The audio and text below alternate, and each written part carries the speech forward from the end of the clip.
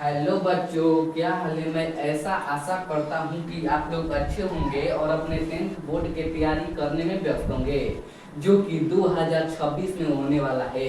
अब आपके पास 5 से 6 मंथ बचा है। अब आप लोग जो कर सकते हैं यही 5 से 6 मंथ में कर सकते हैं। तो मैं आज लेकर आया हूँ क्लास 10th सब्जेक्ट मैथ, पाठ 5 आपका पाठ 7 यानी समांतर श्रेणी, कर रहे हैं। निर्देशांक ज्योमेट्री आपका खत्म हो गया है। प्रश्नावली और टॉपिक वाइज टॉपिक हम आप लोग को समझा दिए हैं। आज हम चालू करने जा रहे हैं पाठ 5 जिसका नाम है समांतर श्रेणी। अब आपको देखिए, अगर आप लोग इस 4 चैप्टर को पढ़ लेते हैं तो 100% में 70% आपका रिजल्ट बन जाता है। पहला है कि त्रिकोणमिति का परिचय, अब फिर दूसरा है कि निर्देशांक ज्योमेट्री, अब तीसरा है कि द्विघात समीकरण, और चौथा है कि समांतर श्रेणी यानी एपी है। यानी आज हम चालू कर रहे हैं इस 4 महत्वपूर्ण चैप्टर में सबसे महत्वपूर्ण यानी 4वां यानी सबसे महत्वपूर्ण चैप्टर में एक चैप्टर समांतर श्रेणी है, वह हम आज चालू करने जा रहे हैं। तो आप लोग इस क्लास को शुरू से अंत तक देखिएगा। आज का क्लास में हम कुछ बेसिक कंसेप्ट बताएंगे, यानी प्रश्नावली हल करने से पहले कौन कौन बेसिक कंसेप्ट होता है वो हम आप लोग को बताएंगे। तो आप लोग इस इंट्रोडक्शन क्लास को, पहला क्लास को शुरू से अंत तक देखेगा, क्योंकि अगर आप लोग किसी बारे में इंट्रोडक्शन यानी किसी बारे में, अगर मान लीजिए कि कोई व्यक्ति है इनके बारे में अगर आप लोग नहीं अच्छे से जानेंगे तो इनका भीतर का मनोबल यानी इनका भीतर का जो माने होता है वह आप लोग नहीं समझ पाएंगे। तो आइए हम चालू करते हैं समांतर श्रेणी। तो इस चैप्टर में कितने नंबर का ऑब्जेक्टिव सब्जेक्टिव पूछा जाता है वह पहले हम बता देते हैं। इस चैप्टर से ऑब्जेक्टिव पूछा जाता है, ऑब्जेक्टिव 10 से 15 नंबर पूछा जाता है, 10 नहीं 5 से 10 नंबर पूछा जाता है ऑब्जेक्टिव। हर साल आप लोग क्वेश्चन बैंक हल कर रहे होंगे तो आप लोग देख लीजिएगा 5 से 10 ऑब्जेक्टिव क्वेश्चन पूछा जाता है। और सब्जेक्टिव जो होता है सब्जेक्टिव क्वेश्चन पूछा जाता है शॉर्ट क्वेश्चन में सिर्फ 2 या 3 क्वेश्चन पूछा जाता है। 3 मान लीजिए यानी 3 दूनी पे 6 यहाँ से 10 यानी 16, यानी 10 से 15 नंबर का यह चैप्टर है। अगर आप लोग इस चैप्टर को अच्छे से पढ़ लेते हैं तो 10 से 15 नंबर आपके मुट्ठी में हो जाएगा। तो आइए हम समय न गवाते हुए चैप्टर पर चलते हैं। जनाब आइए हम चलते हैं समांतर श्रेणी। आप लोग समांतर श्रेणी से आप क्या समझते हैं, समांतर श्रेणी क्या होता है? तो देखिए, अगर हम समांतर को हम तोड़ते हैं 2 भाग में तो समान प्लस अंतर आ जाता है, यानी समान अंतर यानी कोई अंक दे दिया है, मान लीजिए कि हम एपी दे देते हैं, एपी समांतर श्रेणी को हम एपी से सूचित करते हैं। पहले हम आप लोग को समझाते हैं तो पहले समझ लीजिए। अगर मान लीजिए कि हम देते हैं 5 7 9 11 फिर दे देते हैं एन, यानी एन के मतलब होता है अनंत, यह कभी नहीं खत्म होगा, एनवा पद यानी अनंत। तो कहता है समांतर श्रेणी किसे कहते हैं, तो समान अंतर, इनका अंतर निकालेंगे। अगर यह देखिए, यह A1 होता है, यह A2 होता है, यह A3 होता है, यह A4 होता है। जब A2 में ले हम A1 को घटा देते हैं, यानी जब 7 में ले 5 को घटा देते हैं तो 2 आ जाता है, और जब 9 में ले 7 को घटा देते हैं तो 2 आ जाता है, और 11 में ले जब 9 को घटा देते हैं तो 2 आ जाता है। तो इनका अंतर यानी इनका अंतर बार कितना आ रहा है, 2। तो वही कहता है समांतर, समान अंतर को समांतर कहते हैं। तो यहाँ लिख लीजिए टॉपिक वाइज, टॉपिक 1 में हम लिखेंगे, टॉपिक 1 में हम पढ़ेंगे बेसिक कंसेप्ट, यानी हम पहला यानी टॉपिक 1 में पढ़ेंगे बेसिक कंसेप्ट में हम इसका परिभाषा लिखेंगे। परिभाषा लिख लीजिए अपने से, यानी समान अंतर को समांतर कहते हैं, समान अंतर को अंतर को समांतर समांतर समांतर यानी समान अंतर को समांतर श्रेणी, यानी हम श्रेणी में ना लिखे 5 7 9 यह श्रेणी में ना है। अगर हम 5 कह देते तो पद में हो जाता है, अब 5 6 लिख देते हैं तो पद में हो जाता है। और 5 7 9 11 बाटा में और यानी यह समान श्रेणी में है, तो यानी समान अंतर को समांतर कहते हैं, समांतर समांतर श्रेणी कहते हैं, श्रेणी कहते हैं, यानी समान अंतर को समांतर श्रेणी कहते हैं। समांतर श्रेणी को हम एपी से भी लिख सकते हैं, एपी से भी लिख सकते हैं, यानी समांतर श्रेणी को श्रेणी को हम एपी के द्वारा सूचित करते हैं या दर्शाते हैं, सूचित करते हैं या दर्शाते हैं। एपी लिख सकते हैं तो एपी लिख सकते हैं समांतर श्रेणी की जगह पर एपी के द्वारा सूचित, एपी लिख सकते, एपी के द्वारा सूचित कर सकते हैं, सूचित करते हैं, यानी परिभाषा में लिखे समान अंतर को समांतर श्रेणी कहते हैं। यानी अगर मान जाइए कि एक श्रेणी दे दिया है 5 7 9 11, आप फिर एन दे दिया है, एन का मतलब होता है कभी नहीं खत्म होगा, यानी खत्म नहीं होगा। एनवा पद आप लोग पढ़ेंगे, एन का एनवा पदों का वेद पढ़ेंगे तो उस समय आप लोग को समझ में आ जाएगा। तो यह यानी यह श्रेणी में है, यानी श्रेणी कहने का मतलब होता है क्रमबद्ध श्रेणी में।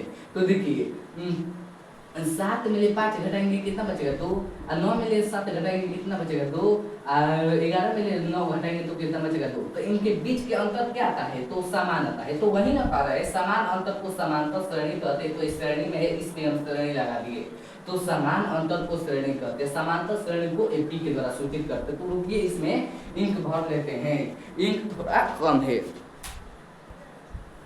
आइए अब हम चलते हैं आगे में हम पढ़ेंगे। आप लोग इतना तो जान लिए कि समांतर श्रेणी क्या है, समांतर श्रेणी क्या होता है, तो समान अंतर को समांतर श्रेणी कहते हैं, समांतर श्रेणी को हम एपी के द्वारा सूचित करते हैं।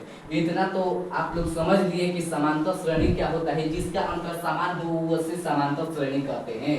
तो देखिए अगर मान जाइए कि एपी यानी समांतर श्रेणी दे दिया है 7 7, मान जाइए कि समांतर श्रेणी दे दिया है 25 50 50 आप 75 75 आ 100 दे दिया है। अब एन दे दिया है, एन दे दिया है। अब इसमें हम बताएंगे कि एन, रुकिए टॉपिक में अब बेसिक कंसेप्ट लिख लिए तो टॉपिक नंबर 2 में लिखिए, टॉपिक नंबर 2 में लिखिए कि समांतर श्रेणी समांतर श्रेणी है या नहीं, है या नहीं। यह यहाँ से जो है ना, यहाँ से 2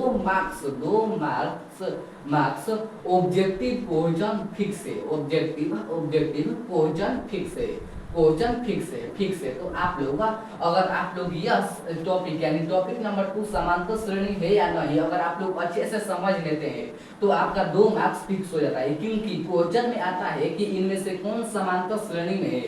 तो अगर आप लोग जानेंगे कि कौन समांतर श्रेणी है या कौन नहीं, तभी ना समांतर श्रेणी पहचान पाएंगे। तो आइए हम बताते हैं, अगर आप लोग हम क्या बताएं तो समांतर श्रेणी है या नहीं, अगर आप लोग पढ़ लेते हैं या समझ लेते हैं अच्छे से तो 2 मार्क्स फिक्स हो जाता है। तो आइए हम आप लोग को 2 मार्क्स फिक्स कराते हैं। देखिए अगर मान जाइए कि एपी दे दिया है 25 50 75 100 आप फिर एन दे दिया है ए। इसमें पहले आप लोग समझ लिए कि पहला पद को यानी पहला अंक जो दे दिया होगा उसे हम A1 कहते हैं, और फिर दूसरा के हम A2 कहते हैं, तीसरा को हम A3 कहते हैं, चौथा को A4 कहते हैं। जो A1 होता है इसे हम AM कहते हैं। तो A1 A2 A3 A4 आप लोग समझ लिए कि A1 क्या होता है, A2 क्या होता है, A3 क्या होता है, तो A4 क्या होता है। इतना तो आप लोग समझ लिए कि पहला पद को A1 कहते, दूसरा पद को A2 कहते, तीसरा पद को A3 कहते, चौथा पद को हम A4 कहते, पांचवा पद को A5 कहते, छठा पद को A6 कहते। ऐसे ही यह बढ़ते जाता है और लास्ट में AN होता है। तो मैं आशा करता हूँ कि इतना तक आप लोग समझ लिए कि A1 कौन होता है, A2 कौन होता है, A3 कौन होता है। तो A1 होता है पहला पद, दूसरा होता है A2 और तीसरा पद होता है A3 और चौथा पद होता है A4। जो लास्ट में दे दिया होता है उसे हम AN कहते हैं। तो मैं आशा करता हूँ कि आप लोग पहला पद, दूसरा पद, तीसरा पद समझ लेंगे। अगर मान जाइए कि एपी दे दिया होगा 2 4 7 2 7 12 17 आप फिर एन दे दिया होगा। इसमें कहेगा कि इसमें A1 कौन है, तो A1 कौन होगा, तो पहला A1 होता है यानी 2, ए आप 4 कह देगा तो क्या हो जाएगा, तो इसमें A4 क्या होता है, तो A1 होता है, A2 होता है, फिर A3 होता है, A4 A17 होता है। तो मैं आशा करता हूँ कि अगर कह देगा समांतर श्रेणी दे दिया होगा और कहेगा कि इसमें कौन A1 है, कौन A2 है, कौन A3, तो मैं ऐसा आशा करता हूँ कि आप लोग बता देंगे। अब आइए हम आगे चलते हैं। आप लोग इतना तो समझ लिए कि A1 क्या होता है, A2 क्या होता है, A3 क्या होता है, A4 क्या होता है। तो समांतर श्रेणी है या नहीं, तो पहला में आप लोग को यह समझना है कि A1 कौन होता है, A2 कौन होता है, A3 कौन होता है। अब दूसरा में आप लोग को समझना है कि सार्व अंतर क्या होता है, सार्व सार्व सार्व अंतर क्या होता है, यानी सार्व अंतर, अंतर माने माइनस यानी डी, सार्व अंतर को हम डी से द्वारा सूचित करते हैं। आप लोग इतना समझ लिए कि सार्व अंतर को सर्व अंतर को हम डी के द्वारा सूचित करते हैं। जैसे हम समांतर श्रेणी को एपी के द्वारा सूचित करते हैं, पद को हम ए से सूचित करते हैं, उसी तरह सर्वांतर को हम डी से सूचित करते हैं। इसका फॉर्मूला होता है, सर्वांतर का फॉर्मूला होता है, यहाँ लिख लीजिए फॉर्मूला नंबर 1, फॉर्मूला नंबर 1 आप लोग लिख लीजिए कि सार्व अंतर बराबर क्या होता है, सार्व अंतर यानी डी बराबर क्या होता है, डी बराबर होता है A2 minus A1, A3 minus A2, A4 minus A5, A4 minus A3, A5 minus A4, ऐसे ही A minus AN minus N होता है, ऐसे ही बढ़ते जाता है। यानी दूसरा पद में पहला पद, तीसरा पद में दूसरा पद, चौथा पद में तीसरा पद, ऐसे ही घटते जाता है। यानी इसका सर्वांतर का फॉर्मूला होता है A2 माइनस A1। तो पहला फॉर्मूला आप लोग इस चैप्टर में क्या पढ़े, तो सार्व अंतर बराबर क्या होता है, यानी D बराबर क्या होता है, तो A2 माइनस A1 होता है। A2 माइनस A1 होता है, यह सार्व अंतर का फॉर्मूला। तो अगर मान लीजिए कि इसमें सार्व अंतर निकालना है तो कैसे निकालेंगे। अगर मान लीजिए कि क्वेश्चन में दे दिया होगा कि एपी बराबर 25 50 50 75 100 लास्ट में एन दे दिया है, तो इसमें कहेगा कि सार्व अंतर ज्ञात करें, सार्व अंतर ज्ञात करें। अगर मान जाइए कि ऐसा क्वेश्चन दे दिया होगा, ऑब्जेक्टिव में पूछा जाता है कि सार्व अंतर ज्ञात करें, तो अगर आप लोग ऐसा ऑब्जेक्टिव दे दिया होगा और कहेगा कि इन सार्व अंतर ज्ञात करें, तो सार्व अंतर का फॉर्मूला हम क्या बताए थे A2 माइनस A1। तो इसमें A1 क्या होता है, A2 क्या होता है, A3 क्या होता है, तो A1 हाई होता है, A1 पहला पद होता है, A2 दूसरा पद होता है, A3 तीसरा पद होता है, A4 चौथा पद होता है, जो लास्ट में होता है N होता है। तो हम सर्वांतर बराबर यानी हल हम जानते हैं क्या जानते हैं, तो सार्व अंतर बराबर क्या होता है, यानी D बराबर क्या होता है, तो D बराबर A2 माइनस A1 होता है। तो A2 क्या है 50 और माइनस A1 क्या है, तो 25, तो राइट आंसर क्या हो जाएगा 25, यानी D बराबर चूंकि D बराबर 25 आंसर आ गया। तो ऐसे ही ऑब्जेक्टिव में क्वेश्चन पूछा जाएगा कि एपी दे दिया होगा और कहेगा कि सार्वंतर ज्ञात करें, तो एपी पहला में हम क्या सीखे, पहला टॉपिक में सीखे कि A1 क्या होता है, A2 क्या होता है। दूसरा टॉपिक में सीखे कि सार्वंतर क्या होता है, तो सार्वंतर का फॉर्मूला होता है A2 माइनस A1। तो ऐसे ही सार्वंतर ज्ञात करते हैं। तो अगर मान लीजिए कि दूसरा क्वेश्चन दे दिया है, अगर मान लीजिए कि दूसरा क्वेश्चन दे दिया है 2 4 6 8 एन दे दिया है, इसका कहता है डी का मान ज्ञात करें, यानी सार्वंतर ज्ञात करें। तो डी बराबर क्या होता है, A2 माइनस A1 होता है, यानी सार्वंतर बराबर A2 माइनस A1। 4 में जब 2 घटेगा तो 2 आंसर आ जाएगा, चूंकि डी बराबर क्या आ गया 2 आंसर। तो मैं आशा करता हूं कि आप लोग सार्वंतर आ गया होगा। तो हम पहले में क्या पढ़े, A1 क्या होता है, A2 क्या होता है, दूसरा में पढ़े सर्वांतर ज्ञात करना। अब आइए हम सीखते हैं समांतर श्रेणी है या नहीं। तो देखिए समांतर श्रेणी का अंत क्या रूल क्या होता है। अगर मान जाइए कि दूसरा पद में पहला पद को घटाने पर मंजिल 2 आ गया, अब तीसरा पद में दूसरा पद को घटा देते हैं तो 3 आ गया, और चौथा पद में से तीसरा पद को घटा देते हैं तो 4 आ गया। अगर ऐसे आ गया, अगर अब पहला रूल ये है, पहला मान लीजिए कि क्वेश्चन ऐसे दे दिया होगा, अब दूसरा क्वेश्चन ऐसे कि 8 9 10 मान के लिखे हैं, सर्वांतर दो आता है मल में। अरे रुकिए हम देते हैं ये A2, जब 4 में ले 2 घटेगा तो कितना बचेगा, A2 में ले A1 को घटाएंगे तो 2 बचेगा, 6 में ले जब 4 को घटाएंगे तो 2 बचेगा, यानी A3 में ले A2 को घटाएंगे, और A4 में ले A3 को घटाएंगे तो 2 होगा, यानी इनके बीच के दूरी, इनके बीच के अंतर, इनके बीच के अंतर 2, इनके बीच के अंतर 2। पहला क्वेश्चन में ऐसे और दूसरा क्वेश्चन में ऐसे दे दिया है 4 5 6 7 An दे दिया है। अगर आप लोग A2 में A1 को घटा देते हैं तो A, आप फिर 6 में ले 1 को घटाते हैं तो A, आप फिर है 8 में ले जब 2 को घटाते हैं तो 2।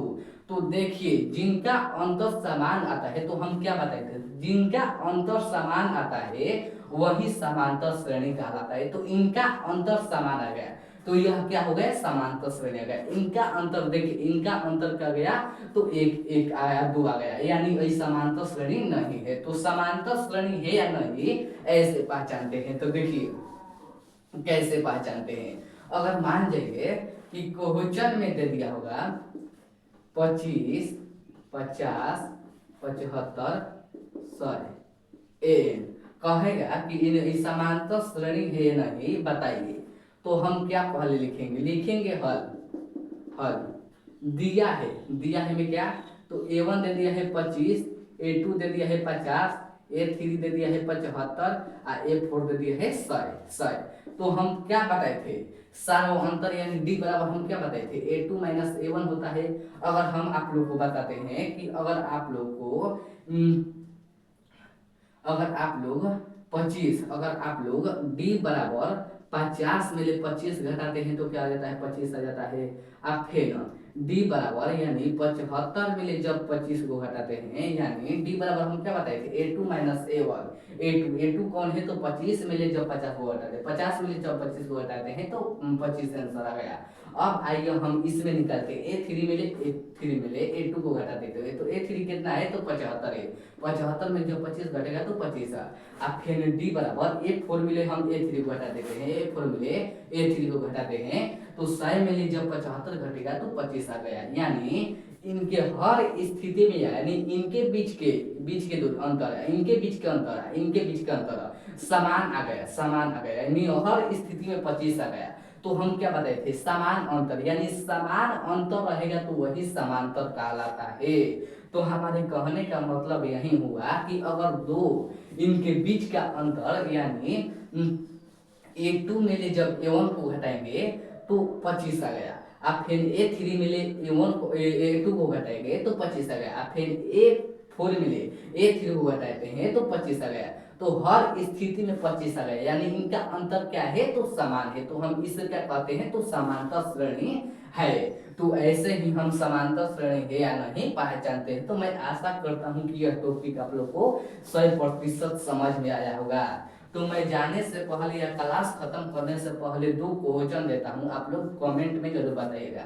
पहला क्वेश्चन है कि समांतर श्रेणी है नहीं, बताइए समांतर श्रेणी है या नहीं, है नहीं, यह आप लोग को बताना है। पहला 2 4 9 10 12 10 12 14 16 An AP दे दिया है, AP दे दिया है। अब दूसरा क्वेश्चन है कि 15 17 20 21 An। इसका आप लोग को बताना है कि कौन समांतर श्रेणी में है और कौन समांतर श्रेणी में नहीं है। तो यह 2 क्वेश्चन आपको होमवर्क मिलता है। हम क्या बताए थे, जब इनके यानी A2 में A1 को घटाएंगे उतना आएगा, फिर A3 को हम A2 में घटाएंगे तो उतना आएगा, और जब A4 में A3 को घटाएंगे तब तीनों स्थिति में समान अंतर आएगा तो समांतर श्रेणी कहेंगे। अगर तीनों स्थिति में अलग अलग अंतर आया यानी माइनस यानी अंतर आया तो वो समांतर श्रेणी में नहीं है। तो यही हम आप लोग को आसान है। पहला हम टॉपिक में बताए कि कौन समांतर श्रेणी क्या होता है, पहला पद दूसरा पद क्या होता है, सार्वअंतर बराबर क्या होता है, सार्वअंतर के बराबर क्या होता है। फिर हम बताए कि समांतर श्रेणी है या नहीं। यहाँ अगर आप लोग यह समझ लिए कि समांतर श्रेणी है या नहीं, अगर आप लोग यह अच्छे से समझ ले होंगे तो एक से दो मार्क्स आपका फिक्स है। तो आप लोग इसका क्वेश्चन कमेंट आंसर कमेंट में जरूर बताइएगा। तो मैं इतना कहीं इस सेशन को समाप्त करता हूँ। कल हम एनवा पद ज्ञात करेंगे, तब हम इन पदों का वेग ज्ञात करेंगे। कल हम यह दो टॉपिक पढ़ेंगे। यह दो टॉपिक पढ़ने के बाद में नाक के बराबर यानी इसमें भी कम टॉपिक है लेकिन क्वेश्चन बहुत है, क्वेश्चन आपको बनाने का है। इसमें क्वेश्चन इतना दिया है कि आप लोग बनाते बनाते थक जाएंगे, थक नहीं जाएंगे, आपका काम ही है पढ़ना तो थकेंगे नहीं। जो कौन थकेगा, तो जो पढ़ाई से भागेगा वह थकेगा, आप लोग नहीं थकेंगे। तो यह क्वेश्चन आप लोग बताइएगा। मैं इतना कहीं इस सेशन को समाप्त करता हूँ। जय हिंद जय भारत। खत्म कर रहे हो ना है।